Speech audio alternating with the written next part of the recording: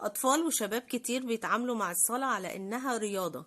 يلا أنا طالع نازل حركات ميكانيكية، عمال أصلي بسم الله الرحمن الرحيم الحمد لله السلام عليكم وخلصنا كده. ليه ده بيحصل؟ لأن من صغرهم الأهالي بيقعدوا يقولوا لهم قوم صلي قوم صلي، فبيقوم يصلي عشان يريح ماما وبابا وعشان نخلص، عشان محدش يزن عليا، يلا أهي صلاة وخلصنا منها. بس للأسف الأهالي ما بيقولوش لولادهم إحنا بنصلي ليه. احنا بنقول قوم صلي، بس محدش بيقول ليه لازم تصلي. فبتكون النتيجة ان الولد بيتعامل مع الصلاة على انها رياضة. انا خلاص يعني اصلي عشان اخلص من زن ماما وبابا، يلا اهي رياضة عملتها، يلا هو فرض خلصت منه. محدش بيتعامل معاها على انها حاجة مهمة، لانه ما تعلمش احنا بنصلي ليه. هو اتعلم ان انت لازم تصلي، بس بصلي ليه هو مش عارف. اول حاجة لازم تقولها لولادك عن الصلاة ان احنا بنصلي علشان ربنا اللي خلق الكون ده كله بينادي علينا. ربنا بينادي عليك، في مؤذن في منادي بيقولك حي على الصلاة حي على الفلاح، هلم يلا يلا قوم صلي. فتخيل انت تقول كده لابنك. وعلى فكرة أنا مش بتكلم على الاطفال بس، انا بتكلم على الاطفال والكبار والشباب والمراهقين. انت قول لابنك في مختلف الاعمار ان تخيل كده يا حبيبي ان انت بتنادي على صاحبك في الجامعة او في المدرسة وهو سمعك ومطنشك، هتحس بايه؟ هتزعل. انت شايف صاحبك انت بتنادي عليه وعمال تقول له يا فلان يا فلان وهو سامعك ومطنشك، هتحس بايه؟ يقولك هزعل طبعا، عيب يعني. طب انت بقى مش عيب؟ ولله المثل الاعلى، مش عيب ان انت ربنا بيناديك وبيقولك يلا تعالى انا عايزه اقابلك عايزه اتكلم معاك وانت تطنش النداء ده؟ فاحنا بنصلي عشان ربنا بينادينا. طب بنصلي ليه تاني؟ عشان نتكلم مع ربنا. هي الصلاة هي وسيلة التواصل الوحيدة بيننا وبين ربنا.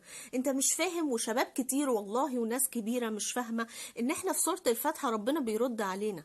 فلان هم مش فاهمين ان ربنا بيتكلم معانا بيقروا سورة الفاتحة بكروتة، الحمد لله رب العالمين الرحمن الرحيم. هو مش فاهم. مش فاهم ايه؟ مش فاهم ان انت لما تقول الحمد لله رب العالمين يعني انا بحمدك يا رب على النعم اللي انا فيها، ربنا بيرد عليك ويقول لك حمداني عبدي. فاتكلم بشوش لان ربنا بيتكلم معاك واحده واحده. الرحمن الرحيم اثنى علي عبدي، انا غرقان في رحمتك يا رب وغرقان في نعمك. مالك يوم الدين، انت مالك يوم الدين يا رب، انت انا هرجع لك يوم القيامه، انت مالك يوم الحساب ومالك الدنيا. ربنا بيقول ايه؟ مجدني عبدي. هو لو مش فاهم هو بيقول ايه وان ربنا بيرد عليه هتبص تلاقيه مفيش خشوع. لان الخشوع يا جماعة هو الخشوع مش سبب، الخشوع نتيجة ان انا افهم انا بقول ايه. فلازم تفهم ابنك ان ربنا بيتكلم معاك وان ربنا بيرد عليك، وان سورة الفاتحة نصها الاولاني هو تمجيد وتحميد وثناء، والنص التاني طلب وافتقار وسؤال لربنا. ان انت يا رب اهدنا الصراط المستقيم صراط الذين، انت بتطلب من ربنا وفي الاخر بتقول امين استجب يا رب. طب في الغالب بيقروا ايه؟ قل هو الله احد. يعني ايه قل هو الله احد؟ يعني حبيبي ربنا واحد احد مفيش غيره. الله الصمد، يعني ايه الصمد؟ ناس كبيرة مش فاهمة. الصمد هو اللي بتلجأ له عند الشدة. الله الصمد لم يلد ولم يولد وليس كمثله شيء ومالوش ولاده. اتكلم مع ابني افهمه هو بيقول ايه، لان بتكون النتيجة ان هو مش فاهم فبيقول بسرعة يلا عشان نخلص.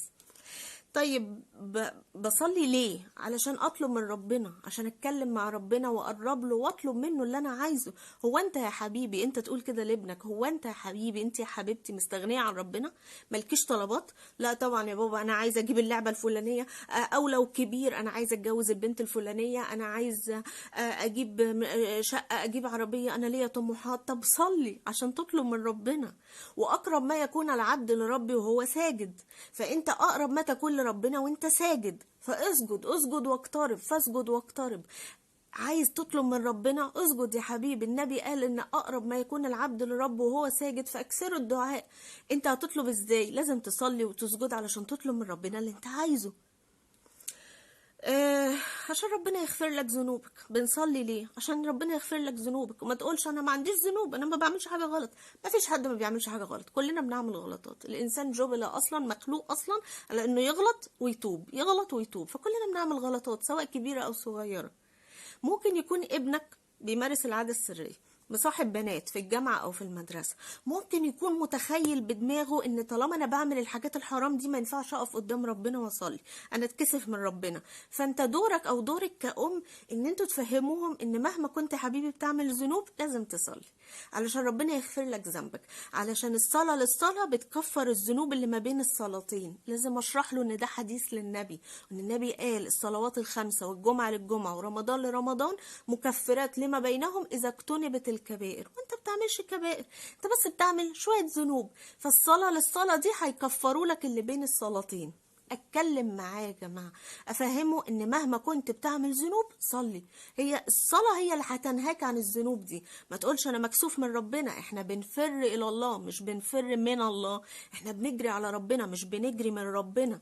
فانت لو بتعمل حاجات غلط اجري على ربنا، صلي مهما كنت بتعمل صلي، وفهمه ان الصلاه يا حبيبي هي اللي هتنفعك في قبرك. هتعرف قيمتها وانت في قبرك، في القبر وانت لوحدك هتشوف ملك على هيئة إنسان جميل وشه حلو قوي، هتقول له أنت مين؟ هيقولك أنا عملك الصالح، أنا صلاتك، هينفعك في قبرك، هيقف جنبك.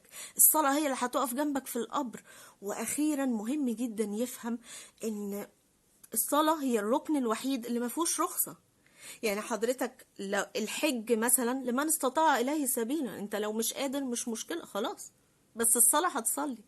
طب الصدقة لو ما جمعتش مبلغ من المال، مبلغ من الفلوس معين اسمه النصاب، مش مهم، يعني قصدي مش مهم، يعني خلاص انت الصدقة انا ما جمعتش مبلغ معين من الفلوس اللي هو النصاب، فانا مش هطلع الصدقة، لكن الصلاة هتصلي. طب الصيام والله ممكن لو تعبان او مسافر ما تصليه، ما تصومش، لكن الصلاة هتصلي. فكل في الاركان رخص، لكن الصلاة ما فيهاش رخصة. انت لو تعبان هتصلي، مش قادر تقف اقعد، مش قادر تقعد اقف، مش قادر تقعد نام على جنبك، مش قادر انام هتصلي بعينيك، فهي هتصلي. فالمهم ان انت تقول له كده عشان يعرف ان الصلاة مهمة قوي، ده مهما كنت تعبان انا لازم اصلي، دي ما فيهاش رخصة. بس كده. يا رب تكون الحلقة عجبتكم وافادتكم. واخر حاجة بقولها لكم، لو ابنك ما بيصليش اهم حاجة تدعي له، عشان ناس كتير بتغفل عن أهمية الدعاء. أهم حاجة تدعي له قوي إن ربنا يهديه. وتاني حاجة إنه لازم تكون أنت له قدوة. ما ينفعش إن هو مثلا يشوف بابا وماما ما بيصلوش ونقول له صلي، ما ينفعش. لازم يصحى يلاقي البيت بيصلي جماعة، لازم يصحى يلاقي بابا نازل عشان يلحق صلاة الفجر في الجامع، ساعتها هو هيصلي، هو هيطلع لمين غيرك. اشكركم جدا. لو شايفين الحلقة مهمة اعملوا شير لإفادة الغير. استنوني ان شاء الله في حلقات جاية كتير، هنتكلم عن مواضيع كتيرة تهم الأطفال والشباب والمراهقين، اقول لهم ايه في قيم ومبادئ كتيرة قوي. شكرا واشوفكم على خير، والسلام عليكم.